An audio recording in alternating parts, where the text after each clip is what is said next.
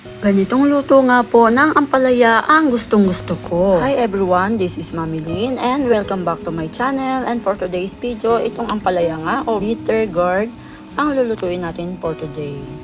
Simplihan lang natin ito mga mi. Nahiwa ko na po itong ating mga sangkap. Ito pong ating ampalaya ay hindi ko na po nilagyan ng asin at hindi ko na rin po ito pipigaan. Dahil mas gusto ko yung lutong nito at pait. Inuna ko na nga po itong ating bawang, then isunod na po natin ang ating sibuyas. Ayan, pag nangangamoy na po ang ating mga sangkap, isunod na po natin ang ating tokwa. And after po ng ating tokwa, ilagay naman natin ang ating kamatis.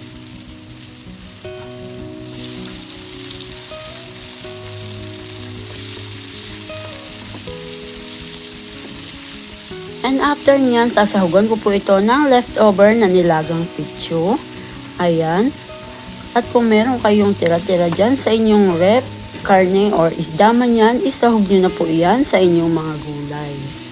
Ngayon naman, timplahan ko lang ito ng asin, MSG, or kung meron kayo dyang magic syrup, pwede rin po kung gusto ninyo. And then, pamintang durog. Tapos nilagyan ko lang ito ng konting tubig, konting-konti lang. Ayan.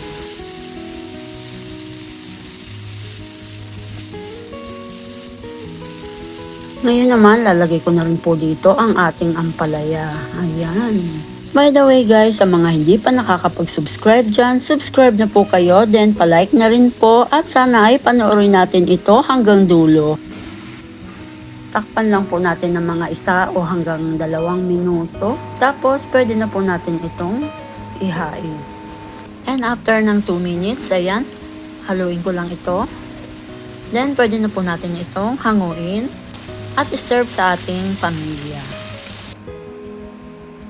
Ayan, ganun lamang po kasimple at kadali. Meron na po akong masarap na ulam. Napaka-healthy at napakasarap nito. Siguradong papapakin ko lang ito. Ayan, kaway-kaway naman dyan sa mga katulad kong mahilig magpapak ng ampalaya.